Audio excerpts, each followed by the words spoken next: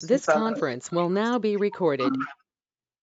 thank you. Welcome to the Water Policy and Legislation Committee and Special Meeting of the Board of Directors for West Basin Municipal Water District, May 18th, 2021.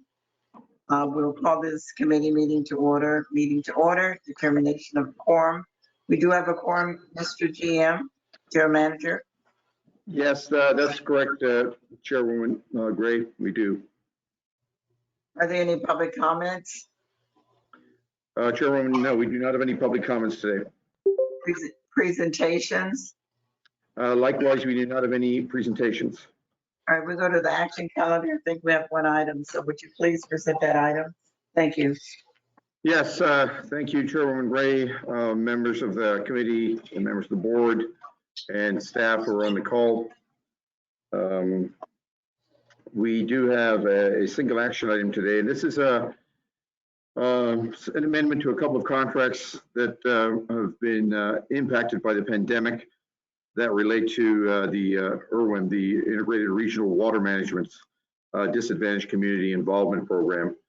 And two of the principal contractors, we need to extend their contract to accommodate for lost time due to the COVID impacts. The monies that are involved are all grant monies. There's no out-of-pocket here for West Basin. So this is purely administrative to get these contracts extended out to where they need to be. And we have our Water Policy and Resources Analyst 2, Tammy Hirohai, to bring us this agenda item. Tammy? Thank you, Patrick. Good afternoon, Director Gray, Chair Gray, members of the committee and the board. This item is being brought to you today in order to provide information on the Proposition 1 Integrated Regional Water Management Disadvantaged Community Involvement Grant Program, which was awarded to the Los Angeles Venture Funding Area, and for your consideration of the general manager to authorize extensions with the two on-call consultants who are working to help implement this grant. So last December, DWR approved a grant extension to the Proposition 1 Integrated Regional Water Management, also referred to as IRWIMP, Disadvantaged Community Involvement Program for one more year through December 31st, 2022. And a copy of the extension with DWR is included as an Amendment 1 to the grant agreement and begins on page 13 of the committee packet for your reference. And in addition to the timeline extension, the amendment includes schedule adjustments and COVID related delays along with budget reallocation between the tasks. Agreements with the two prime on-call consultants implementing this program will need to be amended. So staff is recommending that the board authorize two things: authorize the general manager to amend the agreement with between West Basin and University Enterprises Corporation at California State University San Bernardino for on-call consulting services for the Greater Los Angeles IRWIMP for an amount not to exceed $296,896.98. And secondly, authorize the general manager to amend the agreement between West Basin and Tree People for on-call consulting services for the Greater Los Angeles County IRWIMP for an amount not to exceed $87,000 through December 31st, 2022. A copy of Cal State University San Bernardino's Extended Community Outreach Needs Assessment has been approved by DWR, and it is included under Attachment A of this report, which begins on page 6 of the committee packet.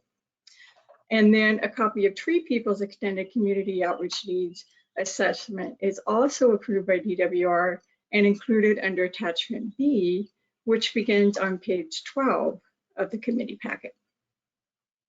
So to provide a little bit more background, DWR awarded funding to IRWIMPs across the state, and this is for community assistance, specifically to better inform and further engage disadvantaged communities of the IRWIMP program and their planning efforts.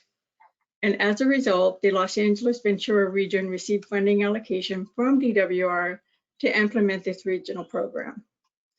So the Los Angeles Ventura funding area is comprised of 3 IRWIMPs that include Greater Los Angeles County Watershed, the Watershed Coalition of Ventura County, and Upper Santa Clara River Watershed. The Funding Area Task Force meets on a regular basis each month and more often if needed to oversee implementation of this program. On behalf of the Greater Los Angeles IRWIMP, West Basin serves as fiscal intermediary of the Proposition 1 grant fund for the respective IRWIMP regions within the funding area. And this includes retaining contractors and consultants for implementation. West Basin is reimbursed for all costs associated with contracting services and fiscal management. And for reference, included in this memo on page 24 of the committee packet is a memorandum of understanding between the Los Angeles County Flood Control District, the City of Santa Clarita, the County of Ventura, and West Basin Municipal Water District. So earlier in August of 2016, the West Basin Board of Directors approved a list of on-call consultants to perform work related to the Prop 1 grant program. And West Basin's standard procurement process was followed for the selected on-call consultants. And West Basin issued task order solicitations and accepted proposals that were evaluated and scored by a review panel consisting of parties from the IRWIP regions. And as a result of that process, 2 prime on-call consultants selected include the Cal State University San Bernardino and 3 people. So since that time, the agreements have been subsequently amended in order to incorporate updated provisions of the DWR grant. So included in this memo are agreements for these 2 prime on-call consultants. The agreement with Cal State University San Bernardino begins on page 38, and the agreement with 3 people begins on page 96, just for your reference. Based on the grant amended approved by DWR last December, Cal State University San Bernardino has been allocated an additional amount for a task related to the Disadvantaged Community Involvement Program to continue project management task. And on page 2 of the memo are 2 tables showing the breakdown of the allocated amounts related to each task for each of the contractors. Table 1 is Cal State University San Bernardino. Table 2 is for 3 people. Also, as I mentioned, the community outreach and needs assessment for each of these consultants that have been approved by DWR are included in this memo as attachments A and attachments B. And as Patrick had mentioned earlier, there are no fiscal impacts to West Basin as the grant funds awarded by DWR include all the costs associated with this program. So that is a summary of where we're at. And I'd like to read the recommendations that the board authorized 2 actions. One is to authorize the general manager to amend agreement W2684 between West Basin Municipal Water District and University Enterprises Corporation at California State University San Bernardino for on-call consulting services for the Greater Los Angeles County IRWIMP in an amount not to exceed $296,896.98 through December 31st, 2022, incorporating the Community Outreach and Needs Assessment budget approved by DWR. And then 2, authorize the general manager to amend agreement W2687 between West Basin Municipal Water District and 3 people for on-call consulting services for the Greater Los Angeles County IRWIP in an amount not to exceed $87,000 through December 31st, 2022, incorporating the Community Outreach and Needs Assessment budget approved by DWR, which is included as your attachment. And then this concludes this report. I would be happy to address any questions that you may have. Thank you, Tammy, for that great report. Do we have any questions? Mr. President, do you have questions? President Williams? No, thank you. Okay. Director Deere, Director Houston, do you have questions? No, thank you. I think, is Director Alvarez on the line at all? No, he is not. All right, thank you. Okay, do you agree that we should move it forward? I think that's Director Williams, right? President Williams, move it forward. Dear. Yes, I agree. I'm sorry, Director Deere, you agree? All right, great. Thank you. We'll move it forward. Patrick, can you go to the next category, please? Thank you, Tammy. Yeah, thank you, Chairwoman Gray. So that moves us into our information calendar. And the first topic we have here is the bill sponsored by Christina Garcia from Downey, which is the would enact the Southern Los Angeles County Human Right to Water Collaboration Act. And this act, proposed act, has been amended along the way here recently and modified. And staff, at the request, I believe, of Director Deere, is bringing it back here as to give us an update on where it stands today and answer any questions that you may have about this particular bill. So we have EJ is going to cover this item for us, and I see we have Director Leticia Vasquez Wilson. Hi, Leticia, on the line from Central Basin on this one. Yes, thank you very much, Patrick. Madam Chair, members of the committee and board. At the beginning of packet page 116 is item 6A, which is, as Patrick just mentioned, Assembly Bill 1195, as it relates to drinking water. As mentioned previously, the bill is authored by Assemblywoman Christina Garcia and would require the State Water Resources Control Board to appoint a commissioner who would have oversight and authority to address failing or at risk of failing community water systems in southern LA County. As you'll recall, there was a recent UCLA study published early in 2021, and it identified 29 community systems within the water replenishment district service area overlapping what they called South LA County, which would include the West Coast and Central groundwater basins. In pursuing a potential remedy to the issues outlined within the study, an initial bill was introduced in the 2021 legislative session and then was quickly gutted and amended to incorporate the provisions that you see in this board memo. As previously mentioned, the jurisdiction of the commissioner would include the entire water replenishment district service area. So that would be the majority of the West Basin Municipal Water District service area. And to be very specific, it would be the entire service area with the exception of a portion of the northern parts of the West Basin service area. So you'd be looking at Malibu, West Hollywood, Beverly Hills, and Culver City. All of the portions that don't overlap the West Coast groundwater basin. I think most people that have reviewed the legislation find it to be potentially unnecessary, or there are other opportunities to address the concerns. The language within the legislation is considered to be very broad, vague, as it provides authority to the commissioner. There are concerns related to groundwater rights, as the commissioner could, as far as remedying the situations that are outlined within the bill, could impact groundwater pumping rights. And of course, there's the provision within the legislation that allows the commissioner to oversee the operations of Central Basin Municipal Water District. Now, I did want to mention that Assemblywoman Garcia has pointed out that this bill is a work in progress. The bill has been heard in 2 committees of recent, the past month and a half. It's passed out of both. The bill now sits in Assembly Appropriations, where if passed here in the next, I think, 2 days, would then go to the Assembly floor. And it is important to note that she has agreed to amend the bill even further. I do know that she recently held a stakeholder meeting. We had representation there from Niemel, Pappas, and Associates.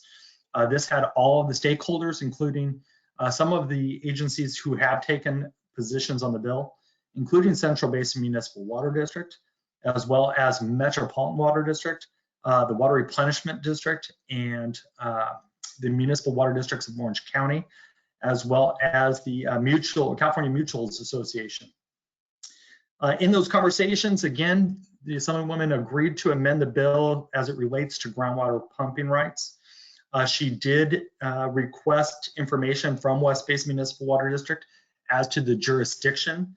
It is our understanding that she would be willing to amend Assembly Bill 1195 to focus in on the areas where there are more, or where the 29 at-risk systems are located, which of course would be overlapping the central groundwater basin and not the West Coast groundwater basin. So I think in short, you can see the bill there on packet page 119. In speaking with Niamela Pappas and Associates, we feel confident that the Assemblywoman would be willing to amend the bill to exclude the West Coast groundwater basin. However, West Basin staff is here to take direction from the West Basin Board of Directors as far as a potential position. So with that, I'm happy to answer any specific questions. All right, thank you, EJ, for that report. Director Deere, you brought this item to the board. I wanted to hear your perspective on it, and we can ask some questions. Did you want to comment at this point?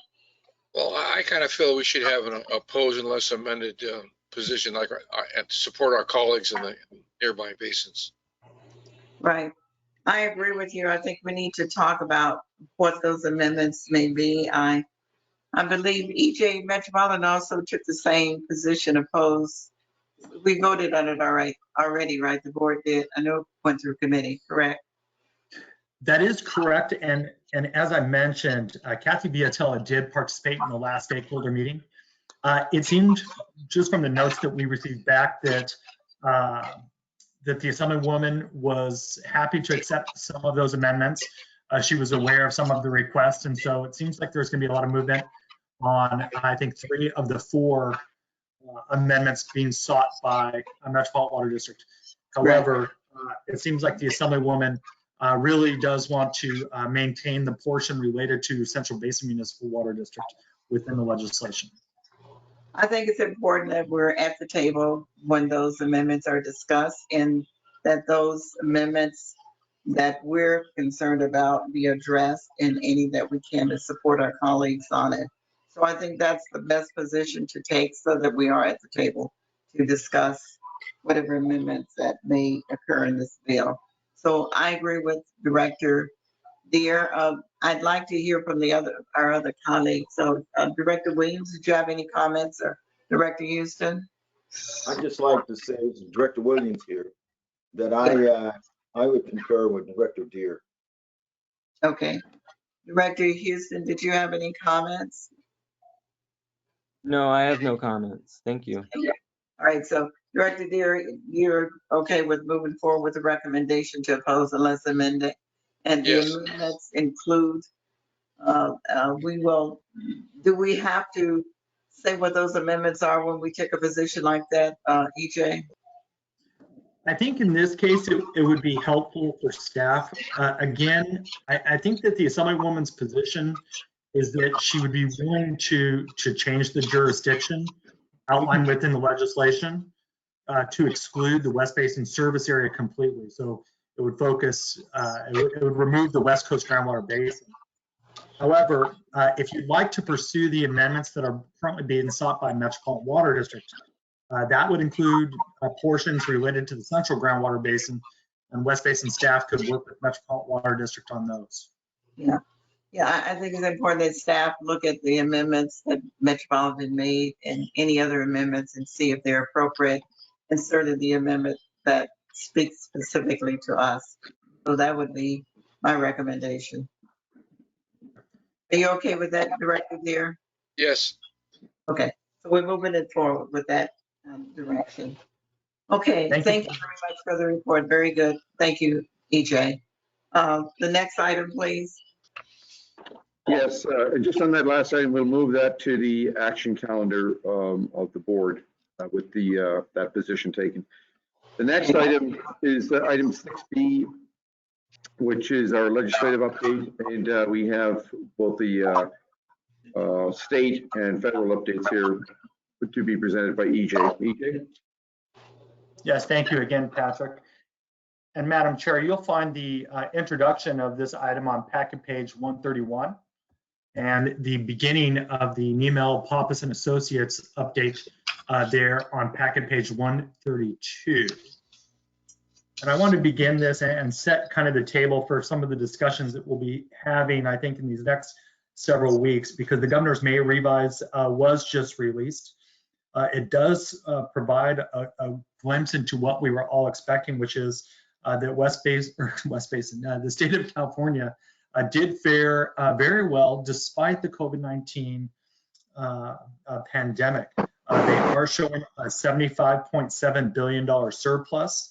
And this, of course, is in addition to the $26 billion that have been provided through the federal assistance and stimulus packages. And so as such, with the constitutional deadline for California to adopt and pass its budget of June 15th, there is going to be, I think, a significant effort to move forward on several different key pieces of legislation because they somewhat compete with the governor's budget. And I wanted to highlight this because within his proposed budget is a $100 billion recovery package. He entitled it California Roars Back. It includes stimulus checks for families, rent and utility relief, homelessness prevention funding, school funding, as well as drought prevention.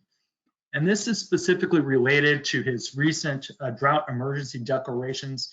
I think most of you recall that just last month, an emergency declaration was made for 2 counties within California. I think it was Mendocino as well as Sonoma. And those are primarily related to dwindling surface storage water supply availability in those regions.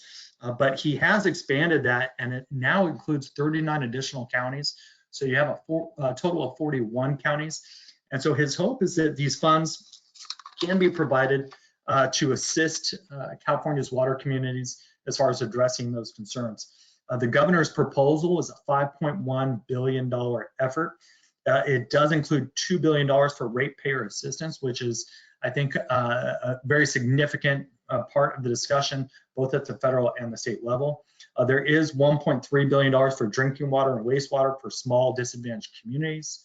There's also $150 million for groundwater and recycled water. There's $300 million for sustainable groundwater supplies and sustainable groundwater management.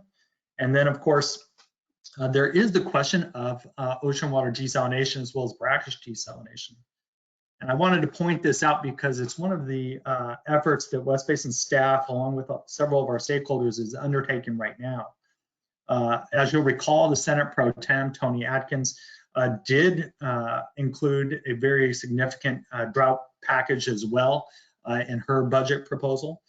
In that proposal, there is funding for water recycling as well as ocean water desalination, and that's separate and aside from the groundwater piece. So you do see that these are competing proposals with the deadline of June 15th. You're going to have to see these groups come together, and of course, in the assembly, you'll have to have the assembly speaker come to the table with either his proposal or in support of one or the other. But it's important to note that we don't yet have the language from the governor's proposed budget.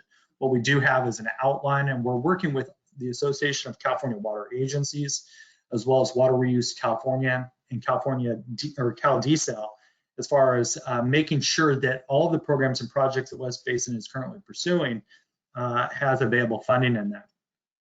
And again, I think that it points to historically when we've had water recycling chapters that provide funding for those projects, ocean water desalination projects were always included within those chapters. And so it's not too far off or concerning yet, but we are hoping to see some language from the governor or the administration as far as what specifically is funded in that program or within that chapter. So we're kind of working with the stakeholders right now to balance that effort. It's important to note that with our stakeholder groups, we are advocating for increased funding above and beyond these dollar amounts. $150 million for groundwater and recycled water, that's significant money. But if you look at statewide programs and projects that can make a significant difference, I think most people are thinking anywhere from $500 million to $1 billion would make a significant difference. So really working hard to increase those dollar amounts as we've always done, but trying to mesh, I think, what the Senate Pro Tem is looking at as well as the administration I think is the focus of our primary effort. If you look at the bottom of packet page 132, you can see additional information related to the governor's drought announcements. Again, at the start of packet page 133, you do see the highlight of those dollar amounts. And so we will keep you posted. And I know that regularly we receive emails from NPA related to these issues, and I'll work with the Office of the General Manager to make sure that we keep those emails flowing to you so you can keep on top of that. As mentioned just moments ago, we talked a little bit about Assembly Bill 1195. Patrick mentioned that we will change that and move that to the action calendar, and we will outline the amendments that we'll be seeking in that board memo that'll be taken just next week.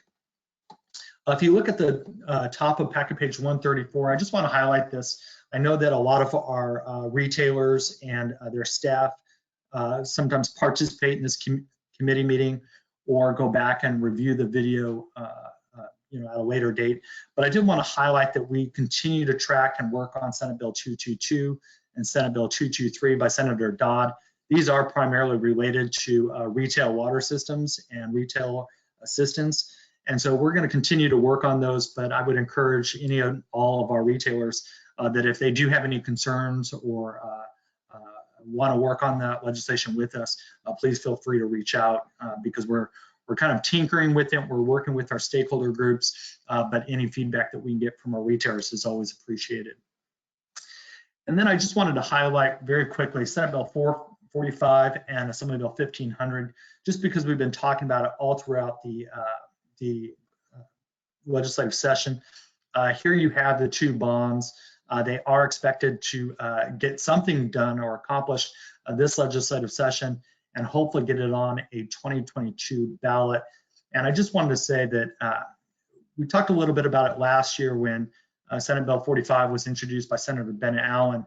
And I really want to commend the water industry because I've been doing this for quite some time, and it's very rare to see all of the stakeholder working groups working together. And I mean that truly. It's usually kind of everybody's working on an island and trying to accomplish just their one goal. But to see Aqua work with Water Reuse California and CalDiesel and CASA and all these different stakeholder groups, CMUA, it's just been great to see. And I think it allows the industry to really make an impact when we advocate for those things. So I want to commend the water industry and really just say that I'm very hopeful that ultimately one of those bills are going to make it to the finish line. And I think that the industry is going to be very excited once something does happen. So Madam Chair, that's all I really have. I think that covers the primary issues on the state side, but I'm happy to move forward with the federal report unless you have any questions. Excuse me. Thank you, EJ. Great report as usual. Are there any questions from board members?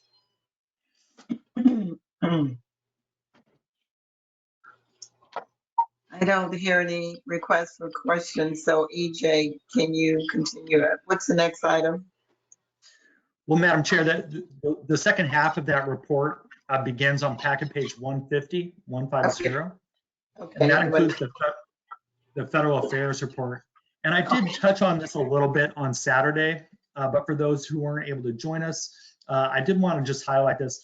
West Basin has taken a very progressive approach as far as working with our members of Congress in relation to the earmark process.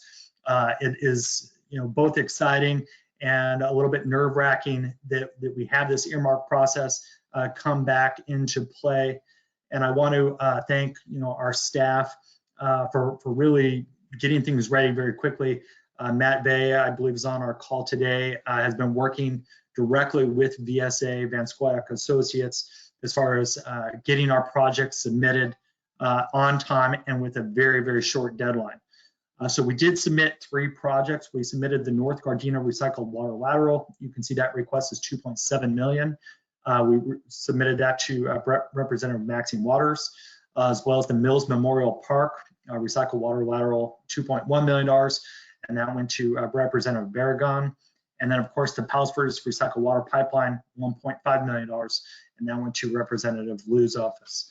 And we did this obviously because they are the primary proponent of these projects.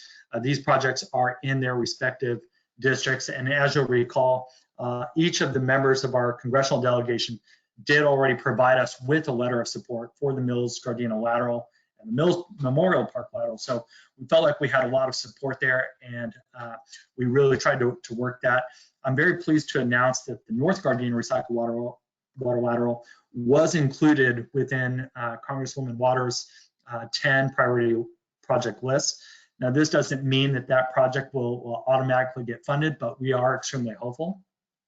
And then I also wanted to point out that despite the fact that the other two projects were not included in those members' project lists, we are in the process now of submitting these projects to our two senators. So working with them to make sure that we have these projects included in there. We hope that maybe one additional project could possibly get funded. And of course, I think that this just shows you where Congress is headed in the future. West Basin was very excited to have the opportunity to submit the projects this year, but we'll be doing this annually. So I want to say thank you to staff, a big thank you to our friends in Washington, D.C. At VSA, and then of course thank you to the board of directors for your support. Again, I know that President Williams signed several letters of support and letters requesting support on these projects. So obviously I want to thank him, you all, and of course our executive management team and general manager for the quick turnaround on that, because everything had a very, very short deadline, and so we are excited to get those in there. Moving forward, you can see it on the bottom of packet page 151, the White House Congressional Infrastructure Package. This is something that VSA is definitely helping us out with, but of course, working with the Association of California Water Agencies, water reuse, trying to make sure that we maximize funding availability for water infrastructure projects. And I just want to point out, you can see it there in that first initial paragraph, the administration currently has a $2.3 trillion infrastructure package, while, Senate Republicans are now looking at a $568 billion infrastructure package. And so while we can talk a little bit about the details if you'd like, you can see that both sides of this discussion are very far off. And it's really going to take a lot of work to get everybody to come together and get something done. But we are hopeful. It does seem like when you see the movement that made its way through Congress on the earmarks, it does seem like there's an opportunity there. And of course, we're going to continue to push as hard as we can to try to maximize money there. You can see that there's obviously grants and low-cost loans, which West Basin takes advantage of annually for recycled water and wastewater projects. The Drinking Water State Revolving Fund, SRF loans, that's where West Basin continues to work through the state board to fund our projects, including the PV lateral. And then, of course, any opportunity we can get to re-up on the WIN Act and provide funding for water recycling through the Bureau of Reclamation, as well as ocean water desalination, we're going to continue to do so. And last but not least, I just wanted to highlight, and I again mentioned this briefly on Saturday, it's just there are a number of drinking water, wastewater, recycled water bills out there that are kind of making their way through the making their way through Congress. You can see here Senate Bill 914, which is the Drinking Water and Wastewater Infrastructure Act of 2021. That bill did pass out of the Senate. You can see there by a vote of 89-2. So to get that amount of support, bipartisan support in the Senate, we're extremely excited about that. And we're hoping that that'll make its way, obviously, through the House and through the administration to see that continued support on these programs and projects. So again, Madam Chair, that's all I have. I think that covers the primary topics and the primary work that we've been doing, but I am happy to answer any questions. Thank you, EJ. Any questions? I don't hear any requests. EJ, thank you for your thorough report. What's the next item on the agenda? Yes, thank you, Chairwoman Gray. So the next item on the information calendar is the Metropolitan Water District update. And we're going to bring our water policy and resource analyst to Tammy Hierleheim back for round two. Tammy, can you give us this report, please? All right, thank you. Good afternoon again, Chair Gray, members of the committee and board. So this item provides a summary of metropolitan activities by highlighting programs that are relevant and of interest to West Basin. And this report will wrap up with a brief summary of the water supply conditions. So first off, the subject for demand management cost recovery.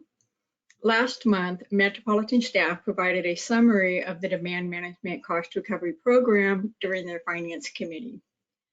The details included information on the background, functionalization of demand management, and alternatives. And a copy of their presentation slides is included here in this board packet under attachment A, which begins on page 159 of this committee packet. And I wanted to provide these slides to the West Basin board for reference, as it really does cover a good amount of historical overview as to what the demand management program is. And I wasn't planning on going through all of the slides. However, I would like to review a few of them if that would be okay with the committee. So. Okay, Tammy, I don't hear any objections. Any objections? I think it's okay, Tammy. Go on. Great, thank you. So we'll start on page 159 of the packet, which on the bottom slide of that page titled, "What is Demand Management?" And I will read the excerpt from that. So Metropolitan established programs to reduce water demand by reducing demand in the service area through the conservation programs and incentivizing the development of local resources, water resources through the local resources program and the future supply action program. The next slide on page 160, titled "Why Do Demand Management?" This describes the importance of the program of Metropolitan doing the demand management programs. Integrating demand management into the resource mix was found to offer long-term reliability at the lowest possible cost to the region as a whole. And demand management provides an alternative to system expansion.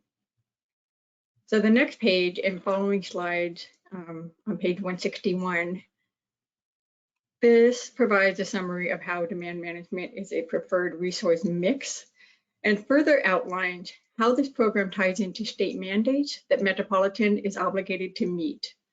Water saving results, the forecasted expenditure to maintain regional conservation programs. And the lower slide shows how much water has been conserved through the demand management program. And moving on to the next slide, page 162, this shows the demand management cost at the top of the page. And these costs listed here are based on the 10-year finance forecast.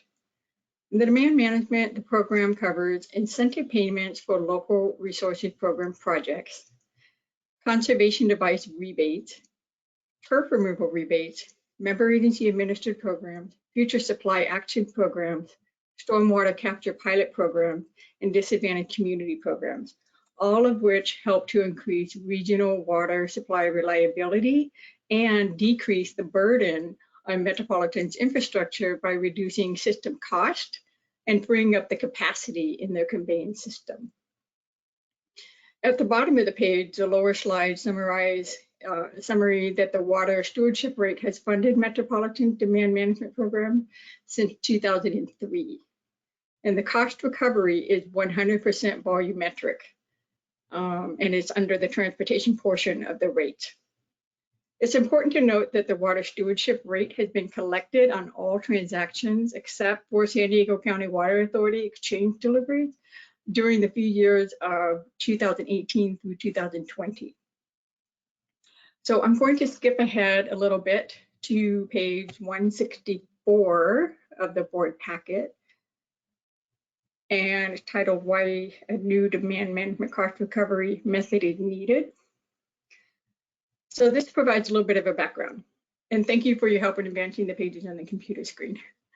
The slide on the top of page 164 summarizes the need to look at a new method for cost recovery. So dating back to the late 1990s, the functionalization of cost recovery was based largely on Metropolitan Capital Improvement Expansion Period, which ended in 2020. Now, demand management programs are realized and are heavily relied upon by member agencies, retail agencies, residents, and commercial businesses. So the second slide on the bottom of this page provides a little bit more background on the recent appellate court decision on Metropolitan Water Stewardship Rate and the collection mechanism as part of the exchange agreement price with the San Diego County Water Authority. So on page 165, the top of the slide summary describes the board action in April of 2018 as a result of that decision.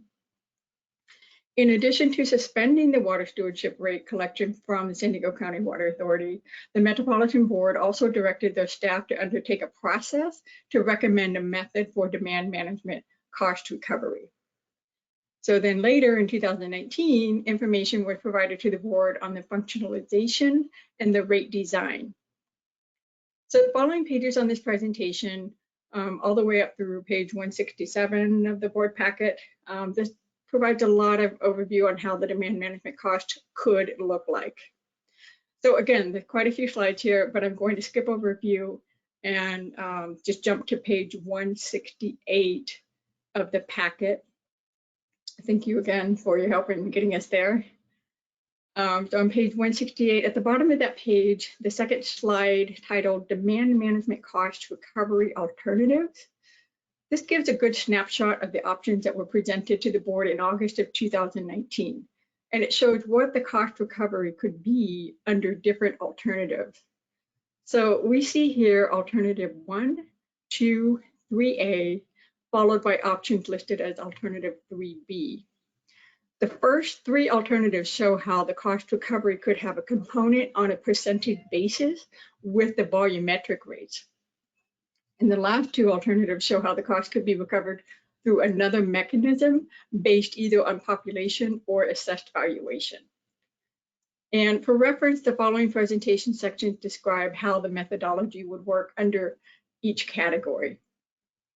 So I'd like to go ahead and skip to page 176, wrapping up the slides, and talks a little bit about the rate refinement board timeline. And the top of the slide shows the process. Metropolitan staff has continued to host work group meetings with member agencies. The refinement work group is currently reviewing historical concept of how this program was established back in 1998 when Metropolitan adopted the 2003 rate refinement structure, and also identifying common themes among member agencies regarding demand management purposes and the benefits. So during the May Finance Committee, which took place last week, Metropolitan staff provided information on the rate structure framework for the board review. Next month in June, Metropolitan will be bringing a comprehensive informational report on demand management cost recovery. And then in July, they are planning to bring a proposed action on demand management cost recovery for board consideration. So before I move on to the next item, are there any questions? I'd be happy to answer. All right, Tammy, thank you. Are there any questions? Can you go on, please? Okay, thank you. Regarding water transfers, the board authorized the general manager to negotiate and secure 1-year water transfers with north of the Sacramento-San Joaquin River Delta Water District for the purchase of up to 65,000 acre-feet. This authorizes a maximum of payments for up to $44 million at a rate of $675 per acre-foot. This action allows for purchase up to the 65,000 acre-feet. However, chances are very likely that that amount will be much less. So the total amount available for purchase will most likely, right now, they're looking at being around 32,000 acre-feet. So the final amount will depend on the buyer and seller participation. And the timeframe window for water transfers occurs between the months of May through September, with agencies located north of the Sacramento-San Joaquin Delta. And funding for these transfers are available in Metropolitan's budget. This is primarily due to Metropolitan not purchasing water from the State Water Project as a result of low allocation of 5% for the state water contracting agencies. So currently Metropolitan is taking supplies from the dry year storage account, shifting all of their demands on the Colorado River as well. So these transfer opportunities will help Metropolitan improve their state water project carryover supply going into 2022. And for the next year, it is anticipated that DWR's initial allocation will again be very low. So ultimately, any amount will help Metropolitan supplies in order to satisfy their member agency demands going into next year. So moving on to the Bay Delta conveyance, DWR is developing an environmental impact report and will seek new permits for a single tunnel option to modernize the Delta conveyance. And DWR has identified a range of reasonable alternatives in the EIR, and much of these are focused on analyzing potential impacts on environmental resources. DWR and the Delta Conveyance Design Construction Authority have updated their website in order to provide information to members of the public. And a link to that website is included in this report. And additionally, DWR is working with stakeholders throughout the public workshops to obtain their input and feedback on the concept of incorporating a community benefits program as part of the Delta Conveyance Project. So moving on to SB 480, this is a bill from Senator Harry Stern in Calabasas on metropolitan rules and inappropriate conduct. The Metropolitan staff provided information to the board during the Communications Legislation Committee, and this bill proposes to amend Metropolitan's Act to address recent employee allegations of equal employment opportunity, harassment, and retaliation. This bill includes 2 amendments to the Metropolitan Act, which are adding the definition for inappropriate conduct, and amend the Metropolitan Act to require the Ethics Office to adopt rules prohibiting inappropriate conduct. However, the bill's requirement for Metropolitan Ethics Office to adopt these rules, provide education, and investigate complaints relating to the rules would differ from Metropolitan's current framework, in which the Human Resources Department is responsible for. The bill's requirement for the Ethics Office to make available to the public the investigation results and propose a schedule of penalties for equal employment rules violation for the board's approval would also differ from current practice. So these process revisions already exist in the Metropolitan Act for ethic rule violations. And what SB 480 does is extend the process for violating rules of inappropriate conduct.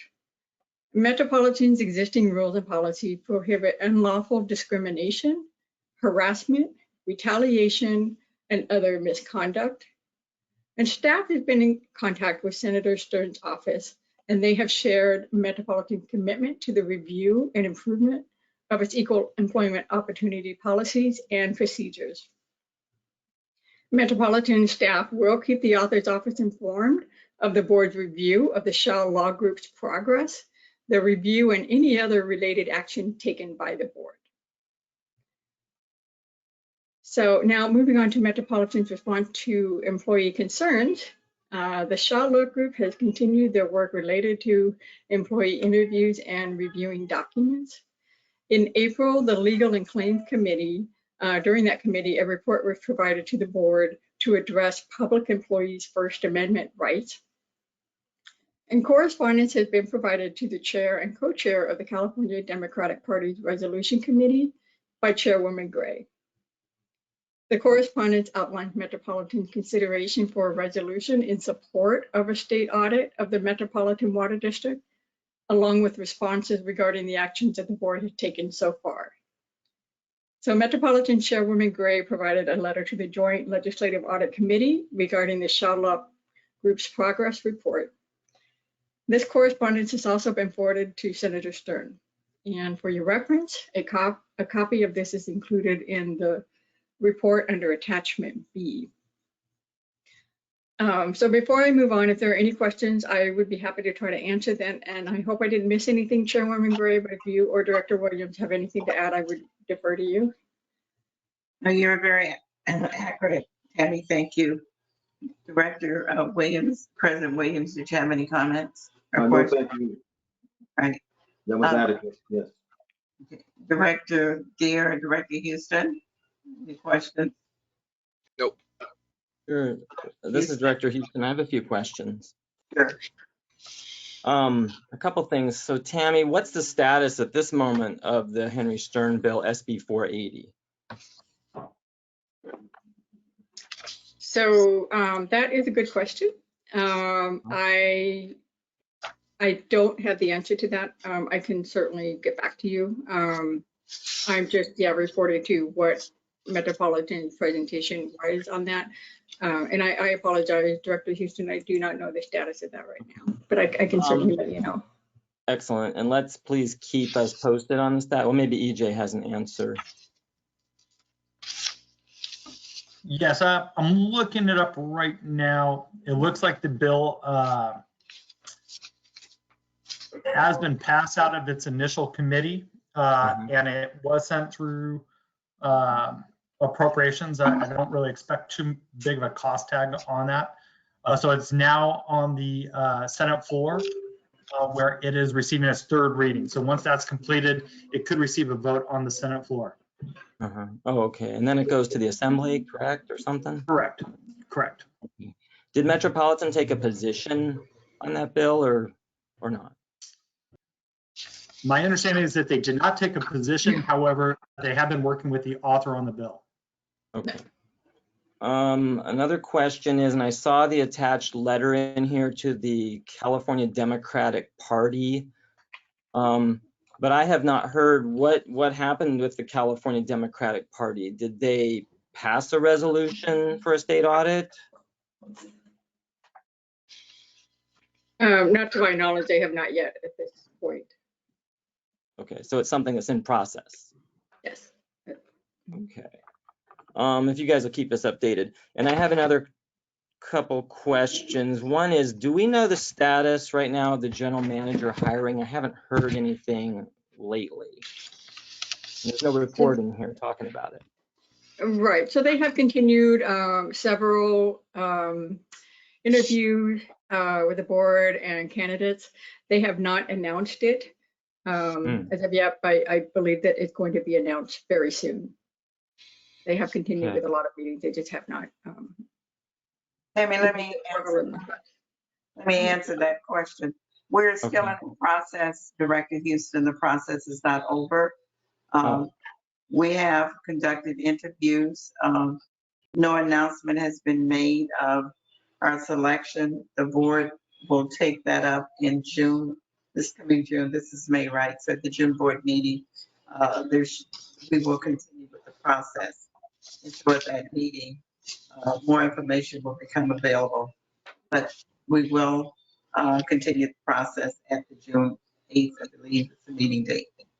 Okay, so we should have something, we should hear something in June, is what you're saying. Right. That's the way the process is going right now. We should hear something in June, at the June 8th board meeting. Okay. I think that's And the what about date. the Shaw? What about the Shaw Law Group? What's the current status of them producing a report?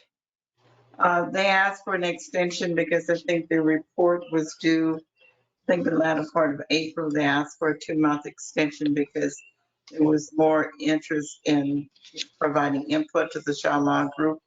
So the extension was granted until I believe the last part of June, because it was April, so it's May, June. So we should hear something from them in July. Okay, very good. Yeah, I did see these letters and how obviously a lot of employees are participating. So I found that very interesting. Yes. One last question, because I haven't seen them lately, but the roster of votes, I'd asked that we be provided the roster of votes at Metropolitan, and I'm not getting those again. Okay, I will certainly follow up on that and make sure that you get that, and we'll get that over to you. Yeah. And we'll keep it going on, I think the moving better forward way every to month.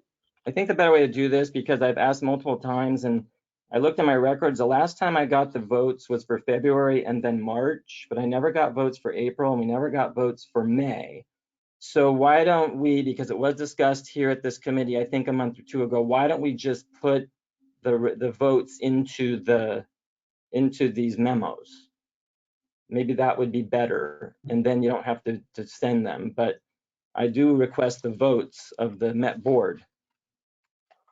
Okay, absolutely. Yeah, we can include that in the memo packet. And if someone would please send me the 2 items I'm missing, so the last 2 months, April and May. Okay, Okay, will do. Thank you for letting me know that. okay, great. Thank you. All right, thank you. And moving on, just to talk a little bit more about the update. So calendar year 2021 is now tied for the lowest state water project allocation in history at 5%. Allocated supplies for Metropolitan and the state water contracting agencies. And Metropolitan has included or accumulated a stable amount of storage reserves, which help meet the needs of water demands this year during extremely dry conditions as we move forward. California has experienced its third driest year on record, with the last 18 months being the second driest on record. And according to the National Oceanic and Atmospheric Administration, precipitation totals have been tracking well below normal. And water stored in the snowpack is essentially gone, as it has melted rapidly and has already been soaked into the soils. The soil dryness has reduced any snowmelt runoff, eliminating sources for reservoir recharge during the coming months. And more than 90% of the state is in moderate to exceptional drought. Drought impacts are expected to intensify with increased threat of significant wildfire activity in the coming months. So this year is shaping up to be drier than the last drought. The State Water Project's largest reservoir at Lake Oroville is currently at 41% capacity. The storage is about 1.4 million acre feet, and it's projected to end this water year at a record low storage. On April 13th, last month, Governor Newsom declared a drought emergency for 2 counties that EJ had mentioned earlier. They are part of the Russian River watershed and located in Northern California. This drought action will allow drought assistance for Sonoma and Mendocino counties. No statewide drought emergency has been declared. However, on April 21st, the governor directed state agencies to take immediate action to bolster drought resilience and prepare for impacts on communities, businesses, and ecosystems. So last week on May 10th, the governor declared a drought emergency in 39 counties, which include the areas in the northern part of the state and Central Valley. So 41 out of 58 counties have been declared in the drought. And the governor has not yet declared mandatory water conservation targets or restrictions that was done under Governor Brown, but the urban area is using a lot less water now compared to what they were doing in 2013, largely in part due to water conservation efforts. So for the upper Colorado River Basin, below normal hydraulic conditions continue to persist, very similar to California dry conditions. The snowpack had peaked to 88% of average. However, the runoff is only 28% of average. The Colorado River Basin lost more than 2/3 of the snowpack, which never ended up running off into the reservoir. And the United States Bureau of Reclamation, the recent study continues to project that Lake Mead's elevation will fall below the shorted trigger of 1,075 feet by the end of this calendar year. So for Metropolitan, the total water demand estimate for this year is 1.65 million acre feet. They're looking now at that being 1.7 million acre feet because of lack of precipitation. So in looking at the 2021 supply and demand balance, Metropolitan combines the total water supply availability from the Colorado River and the State Water Project, and projections show that Metropolitan will have a supply deficit of over 500,000 acre feet. And in order to make up for this, Metropolitan will be using water supply from the dry year storage account. such as Lake Mead, the ICS account, State Water Project carryover, and their baking account. So while also performing operational adjustments by shifting their demands fully on Colorado River supplies. And as I mentioned earlier in this report, Metropolitan is also pursuing water transfer supplies north of the Delta. And for your reference, included in this report as attachment E are graphics depicting the current water supply condition that Metropolitan puts out. So that concludes this report, and I would be happy to answer any other questions that you may have.